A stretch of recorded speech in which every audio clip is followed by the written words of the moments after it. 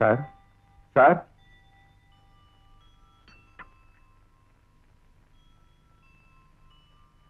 வணக்கம் ஐயா. வணக்கம்மா. வாங்க தம்பி வாங்கம்மா. எங்க தாத்தா வீடு. அம்மா மருமக பொண்ணு வந்திருக்குமா?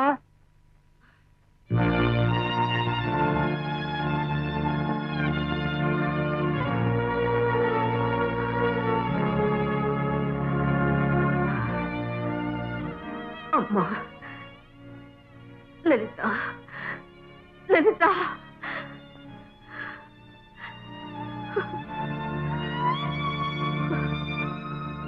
நான் தான் கண்ணா, உன் பாட்டி.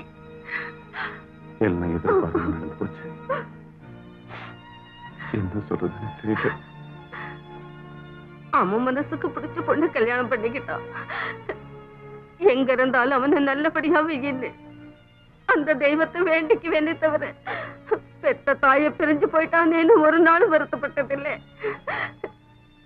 என்னைக்காவது இவர் மனசு மாறாம போகுமா? என் பிள்ளையும் மருமகளும் வீட்டுக்கு வராம போவாங்களான்னு நினைச்சேனே தவிர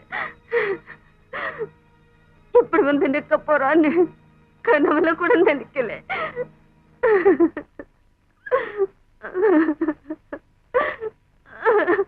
எங்க யாருக்கு? மருமகளும் பேர பிள்ளையும் வந்திருக்காங்க. யார் மருமக?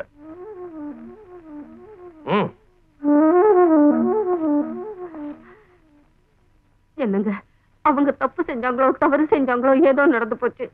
அந்த பொண்ணுக்காக இல்லாத போனாலும் உங்க பேர முகத்தை பார்த்தாவது கொஞ்சம் இறக்க காட்டுங்க. ராஜேஸ்வரி, என் பேச்ச கேட்காம இந்த பெண்ணை கல்யாணம் செய்துக்கிட்டான்னு என் சொந்த பிள்ளைய வீட்டை விட்டு விரட்டிட்டேன். அவனே போயிட்டான். இவ யார் வர்றதுக்கு? ராஜன் சார், நீங்களே இப்படி சொன்னா அவங்க எங்க போறது, எப்படி வாழறது? எப்படி வாழணும்னு என்ன எடுத்துட்டு உன் தங்கைக்கு கல்யாணம் செய்து வச்சியோ அப்படியே வாழ சொல்.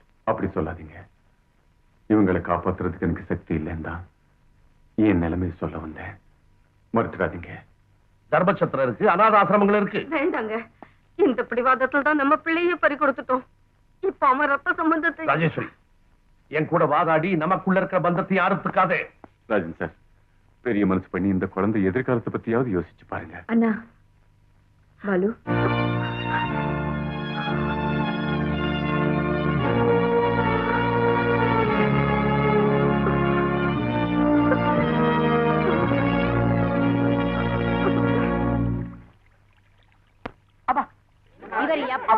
ஒரே அவசரம்.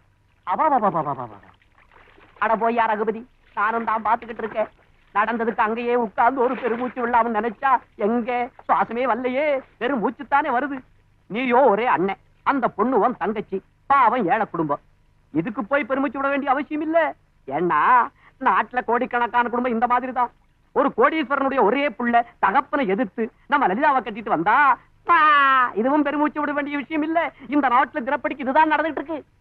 ஆனா 5 வருஷம் முடியறதுக்குள்ள இந்த பொண்ணு புருஷனை பறி கொடுத்துட்டு பிறந்த வீட்டுக்கு வந்துடுச்சே, இதுக்கு பெருமூச்சு விடணும். நான் அப்பவே விட்டுட்டேன். ஏன் விட்டேன்? அந்த பெரிய மனுஷன் வீட்டுக்கு போனா ஈவு இறக்கம் இல்லாம மருமகளையும் பேர பிள்ளையும் வெளியே போங்கன்னு விரட்டுனானே, அதுல சாமான்யமா போகட்டும் பொண்ணு பெருமூச்சு விடுறதுக்கு.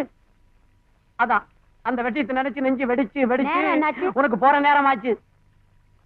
அதான் பெருமூச்சு வருது. சரி சரி, அந்த விஷயத்தை என்கிட்ட விடு.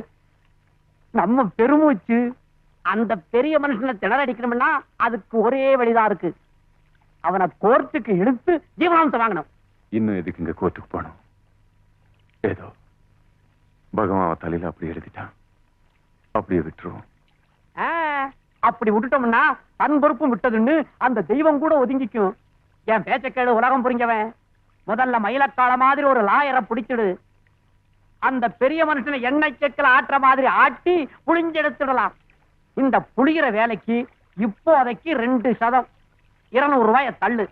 அதுக்கப்புறமா வேலை நடக்கிறத பொறுத்து தள்ளிக்கிட்டே இரு. அத்தமாச்சில்ல அம்புதான். குருநாதையா, அவர் அப்படியெல்லாம் அமுக்காதுங்க. அதட்னா ரகுபதியா எழுதிடுவாரு. அவரையெல்லாம் நீங்க செக்கல மாட்டாதீங்க. யோ வெள்ளைச்சாமி, சீட்டு துணியும் சில்கு துணியும் ஒரே கல்ல துவைக்கிறவன் நீ எதை எங்க வைக்கிற என்கிட்ட சொல்றியா?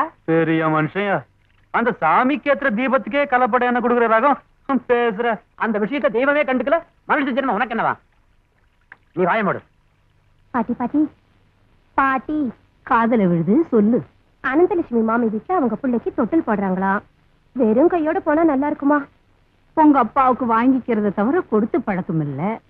எல்லாத்துக்கும் என்ன ஏண்டி கேக்குற? உங்க அப்பாவையும் சித்தியும் விட்டுட்டு.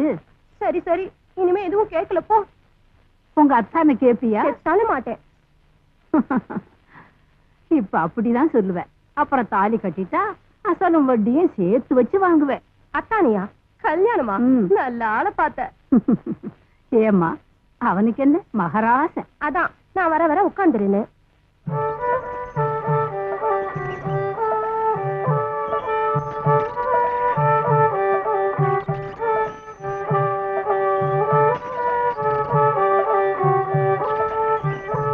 என்ன மட்டும் ஏமாத்த முடியாது.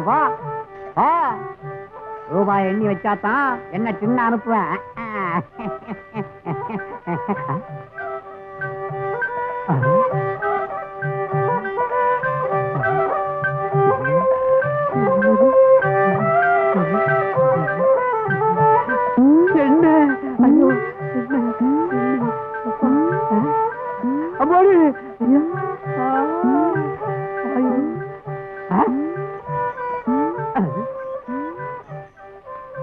ஏண்டா இப்ப வர படுத்து இருந்தது. யாரு உங்க அத்தையா? சித்தியா? வேற யாரு? எருது. என்ன எருதா? இதுவரை தூக்கம் போட்டது, இப்பதான் எந்திரிச்சது. பாவம், இன்னும் மறுட்டினா மறுபடியும் படுத்துக்கும். அப்புறம் எண்ணெய் வராது, கெண்ணெய் வராது. இன்னும் இசின்னடா, உன் கையும் காலையும் ஒடிச்சு செத்துல போட்டு பிழியணும். நில்லு நில்லு நில்லு. ஓ ஓ ஓ.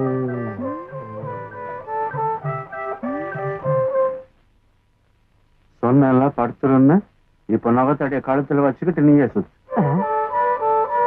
சுத்துறா சுத்துறேன். ஏந்திரி. எண்ணெயெல்லாம் அந்த டின்ல வலிச்சிடுறா. தண்ணி ஆட்டல என்ன போய்கிட்டு இருக்கு. ஆகுது. அத விற்க கூடாது, மண்ணுல கலந்து போச்சு. உடம்புல தேய்ச்சிக்கிட்டு தலைய முழுவு. தேய்ச்சுக்கிறேன்டா தேய்ச்சுக்கிறேன். காந்தம், ஏய் காந்தம், அடிய காந்தம், நீ போய் கடிதாச்சு கொண்டா. செக்குபாடு செக்குபாடுன்னு சும்மாவா சொன்னாங்க? உன் மூஞ்சியை பார்த்து புரிஞ்சுக்கிட்டு அது பின்னாடியே சுத்தி சுத்தி செத்துடுச்சு. அதே பழக்கத்துல நான் உட்கார்ந்தாலும் பின்னாடியே சுத்தி சுத்தி என்னையும் சாவடிக்குது. என்னடா இது? காது அவுட்டா? ஏன் தலையில போட்டோட? நான் சொன்னது கண்ணுல கடுதாசி ஸ்டாம்ப் பேப்பர் கொண்டா. பத்திரத்துல கையெழுத்து போடணுமா? ஆமா. நான் மாட்டேன். ஏன்டா? பாட்டி போடாத நினைச்சு. போடாத போனா நஷ்டத்தினக்கு எவன் தருவான்? எவன்டா தருவான்? ஒரு டின் எண்ணெய் விலை என்ன தெரியுமா? 200. ஓ மூஞ்சி, இது உங்க அப்பா விக்கிற கலப்பட எண்ணெய் இல்ல, மனமுள்ள நல்லெண்ணெய். ஒரு டின் எண்ணெய் 1000. 1000 ரூபாய். 3 டின்னுக்கு 3000. போடு பிடி போடு.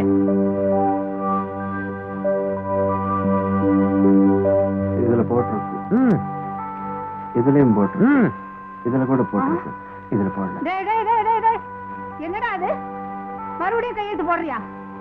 மாமாவுக்கு நிறைய நஷ்டம் வந்துருச்சாம். 3000. எவன் சொன்னது? ஏயா டேய் எழுந்துரு.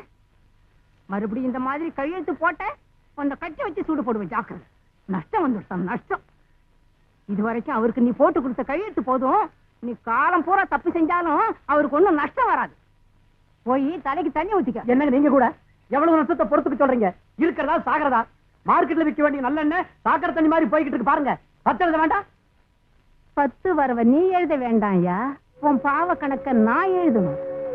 என் வீட்டை எல்லாம் அனுபவ பாத்தியதை பண்ணிக்கிட்டே அதை எழுதணும். அவன் நிலப்பழத்தை பாக்குறேங்கிற பேர்ல இருக்கிறதையெல்லாம் சுருட்டி முழுங்குற பெருச்சாலின்னு எழுதணும். என் பொண்ணு போன 3 மாசத்திலேயே 2ஆம் கல்யாணம் பண்ணிக்கிட்டு இப்படியெல்லாம் எங்களை இம்சப்படுத்துறேன்னு எழுதணும். எழுதுங்க எழுதுங்க. உங்க வீட்டுக்கு காவல் நாயா உழைச்சதுக்கு இதுவும் எழுதணும், இதுக்கு மேலேயும் எழுதணும். சும்மாவா சொல்றேன்? பாவத்தை செய்யற சொல்றேன். மனுஷனுக்கு ஒரு பேச்சு, மாட்டுக்கு ஒரு சூடு. இந்த மாடு இப்படி பேசுவான். சிவ சிவா, சதி தொலைச்ச மாதிரி நானு. என் வாயில இப்படி வருமா? அவங்க பழமொழிய மறந்து போயிட்டாங்களோ. சத்தி தொலைச்சுதான். உள்ளுக்குள்ள என்ன சத்தம்? உள்ள யாரு இருக்காங்க? சத்தியமா நடக்கிற உத்தமைய சந்தேகம் பண்ணலாமா? வீட்டுக்குள்ள சத்தம் வந்தா எவனா இருந்தாலும் சந்தேகப்படுவாண்டே.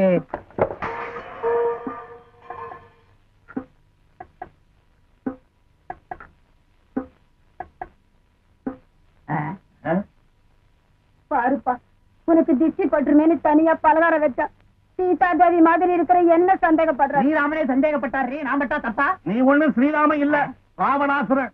கண்ணை கசக்காம என் பொண்ணை வச்சு காப்பாத்துவேன்னு நினைச்சா என்னையே கசக்குற. பொண்ணை கொடுத்ததுக்காக இப்படி கண்டபடியா திங்கிறது? தட்ட கொடு. மாமன் நாரா, மாமன் நாரு. நார அடிச்சுட்டு போயிட்டான். ஆமாப்பா, நான் இப்பவே காவேரியில போய் குதிக்க உன் போறேன். கூட நானும் குதிச்சிடுறேன்ப்பா. பாப்பா. நில்லு. இது என்ன நீச்சல் போட்டியா? ஒருத்தருக்கு நாள் ஒருத்தர் போறேன்னு சொல்றதுக்கு காவிரியை கெடுக்க வேண்டாம், இங்கே இருந்து சாப்பிட்டே சாப்பிடுங்க. இன்னும் பல வீடியோக்களை காண சன் லைஃப் சேனலை சப்ஸ்கிரைப் பண்ணுங்க.